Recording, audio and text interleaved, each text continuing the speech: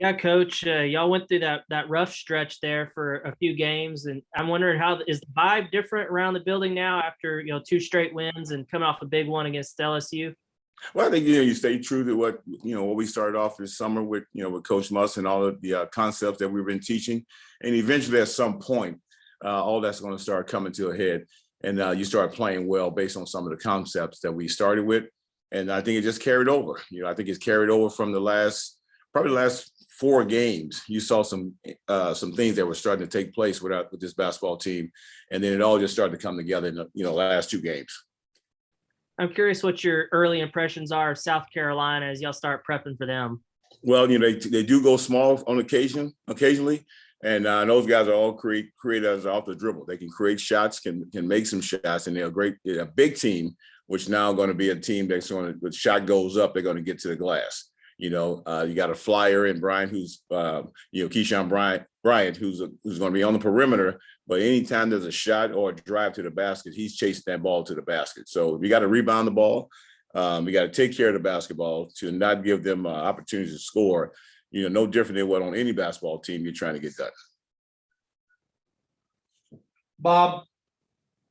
Hey, Keith. I know it can be hard to compare scores, but Vanderbilt comes here and wins, and then they go back home, and South Carolina goes into national and beats them. Is that something? Just what do you think about that? And I guess what does that say about the SEC's balance? And do you talk to your team about that? Well, yeah, but sometimes it's hard to look at another team and see what they did against another team because all the personnel is different. I've tried to play golf and I never can get the ball in the same place every time I go off and tee off, or hit a 7-iron somewhere. I know where I want to get it, but I can't always get it in that spot. So you kind of just got to focus on what you got to do for that next opponent that you're going to play against. Because I think a lot of times your team and that team are completely different when you watch them play against someone else on television. And then last week you just beat Missouri, you win by 44, and then you go and have a huge comeback win at LSU. Do you have to guard against I guess a letdown, or especially with a quick turnaround? It seems like it's just a couple of days to come down from the high of that LSU, and how do you handle that? Well, we shared with the team yesterday that what do you think South Carolina is thinking? Hey, here's a team, Arkansas, backs against the wall. They had a big impressive win against Missouri. They eventually went to LSU and they won. So South Carolina is probably saying the same thing from a teaching standpoint. That team, we can do the same thing they did. We can come in here, they on the basketball high for the most part, and the same thing can happen. So do you talk to your guys about that, or how do you handle that? Oh yeah, you just keep focusing on what you got to get done. Here's a team coming in that's going to be desperate, a team that has their back against the wall. And if you don't go out and try to impose your will on the game, you can allow this team to play with you and allow this team to because they don't care what you just did. It's all about what you're going to focus on getting ready to play in this game here. And then do you have an update on Kamani Johnson with his ankle, his availability for this game? Yeah. Now he's working hard with the trainer, with Matt Townsend, trying to get himself ready. Won't know anything until we go to go to practice this morning, and then eventually get to this afternoon, and then obviously watching what he does, because he's going to do a little bit more on the floor today. So with the trainers, and then we'll see where he's at by the time we get ready for the game. Okay, I might have a couple more, but I'll turn it back to Mike. Thanks, Keith. Mm-hmm. Nate. I guess Stevenson, the leading scorer, just kind of what kind of a player is he, and what kind of support does he get? And we showed him on film and yesterday, and just showed that this kid can create off the dribble. He has a long range game, which is 3-point. He can get to the basket, and then he also can. He's very crafty off the dribble. So he has a chance to make plays and make shots. You got to be careful with him, because as he's running down the floor, he can get his 3-point game going. You got to find him at all times. I guess Reese is their other leading scorer. Just what kind of player is he? Yep, same thing. 3-point shooter. He had a break. Looking at him on a couple clips, he had a break, and he probably had a layup to go to, but he stopped at 3-point line because he got super confidence in his 3-point shooting, and he pulled up for a 3 and he made the shot. So he can too, because you're going to close out hard to him, but at the same time, he has the ability to put the ball on the floor and drive as well. Thank you. Mm-hmm. Curtis. Hey, Coach, I know all you guys have different in-game responsibilities, and you obviously stepped up and filled Muss's shoes. I'm just curious who filled yours, or maybe what the trickle-down effect was there, and how you thought that communication went at LSU. Yeah, I think the one thing when someone moves over, I was out sick a little bit with some COVID, and someone stepped in my gap. So the way it moved over, Coach obviously had surgery. I moved over one seat. Gus moved over one seat, Clay moved over one seat. So it just kept moving over a seat, but our responsibility during the course of a basketball game stays pretty close to the same.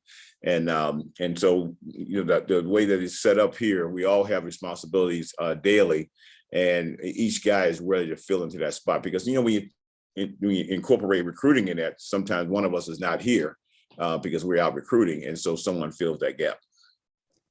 And then JD is obviously so important to you guys from a scoring standpoint. How'd you feel like the team handled those stretches where he was out with foul trouble? And then when you're in those situations, who do you look to score? Well, in that case there, you want to make sure that he's not reaching and getting some delicate fouls because you're going to need him late in the game. And that's when you start going through committee, trying to figure out what player you need to give you buy time on the clock, buy time on the floor. He's not disrupting what you're trying to get done until you can get JD back on the floor. And I think we had a committee of that between Chris Likes, KK came in for a quick spell. Devo obviously came in and played well. So all those guys kind of fit together. And that's what a team does. A team figures out ways how to do things. Thank you. Mm-hmm. Scotty. Hey, Coach, it seemed like you guys really figured some things out defensively last week. I'm curious, what do you think has changed, or what are some things that improved after that slow start? And I think the rebounding for one, the 3-point shooting, or it could be that you're changing, playing against different teams that don't emphasize the three as much. You got certain guys that can shoot it. So I think that combination helped. But I think a lot of the concept that, that Muss has instilled here and what we worked on so much leading up to the last 4 games, I would say guys start being in a position where they're supposed to be. Guys going to blockouts. We say block out when you're on perimeter, you don't go into the paint to rebound. You go to an elbow ready to chase a ball down or block a guy out from there. Shot goes up, you step to your guy first. You seek him, and then you box him out. And I think all that stuff started coming together for us, and we hope that this team can continue to do that. Do you feel like any player in particular is maybe hitting their stride defensively, or maybe just getting it more than they were in previous games? I think more than anything, you want to make sure that, and Coach can tell you this as well, you want to make sure your team is developing defensively and offensively, because if you just kind of wait for your offense or one player to develop on either side of the ball, well, it's still a team game. So you got to just make sure the entire team is developing and growing. And I think that's what happened over the last 5 games or so, 4.5 games. Bob, you got a follow-up? Yeah, Keith, we all saw Devo go down, lose his tooth, and then I guess he came out briefly and then went back in, and we saw on Twitter, I guess he got it fixed. What do you think about that play? I mean, if I lost a tooth, I'd probably be, I'd be done for the day, I think. What do you think of how he handled all that? I guess the toughness he showed and dealing with that. Well, you guys have been around Devo longer than I have, and you know how he competes, and he's a competitor. And I asked him that question of how do you when you fell, you decided that your face was going to be the first thing to hit the floor. And he had a conversation. He said, I didn't want to take all the brunt of the fall with my wrist.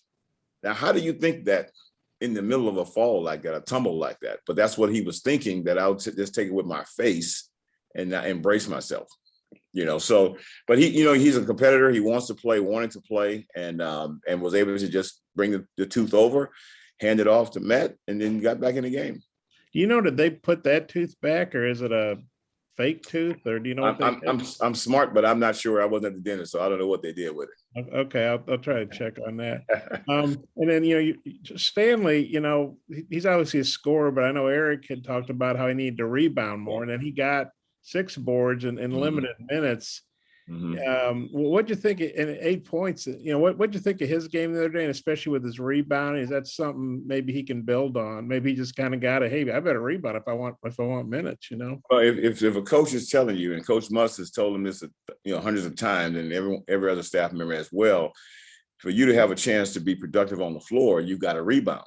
you have to go pursue the basketball. And I think in the last game or so, he did that. And for a guy that plays a position between a 4-3, one of the key components to any of those guys playing those positions, they have to rebound the basketball. Do you think Stanley will do better with that moving forward? Well, we hope. Everything is game by game. You focus on.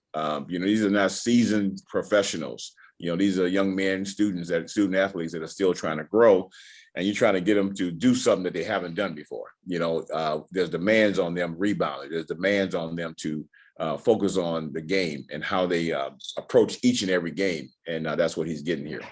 Yeah. Do you think? I mean, I know you coached NBA games and all.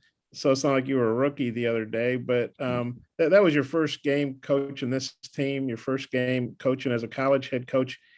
Is there a little more comfort level for this game Tuesday night? I don't mean like you take it easy, but I mean, you just feel like, okay, I've done this. It's worked pretty well, when you've coached as long as I coached and you're coaching every seat on the bench, you go into the game is the same. Nothing is different. They're going to play the game and you go in with the same personality that you have of yourself and you coach. And I didn't quite understand. And once I got into the game coaching, I'm like, are there 8 more minutes that I can use? Because you're used to coaching a longer game, but obviously you coach a shorter game. And so I think that's the biggest thing that I adjusted to within the game was how quickly it moved. And I saw where Eric, I wasn't there, but I saw on Twitter, he went to the women's game yesterday as a fan. Right. I'm just wondering, is he coming to practice or anything, or kind of what's the interaction like with Eric leading into this game? Well, we'll see what coach does, and depending on as he tries to get healthy, that's the biggest thing, the biggest key for him. And I've talked with him and shared that with him about getting healthy, so we can get him back on the sideline. And so we'll see what he does, today or tomorrow, how you feel this morning getting up, and then get over to if he's going to come over to practice, what he's going to choose to do. And then with Eric not there, I guess there's somebody that can be on the floor coaching, I would assume. If so, who is that? Is that Ronnie or is that Ruda or Michael or who's doing that? I'm just the first time being back at home, and now going into a practice where we'll be on the floor. And so we'll move into today and we'll see which one of those coaches will step in. And but myself, Clay, and Gus will be on the floor kind of managing a great deal of what we do. Okay, thank you. Okay. Anything else for Coach? All right. Appreciate your time. All right, guys. Take care.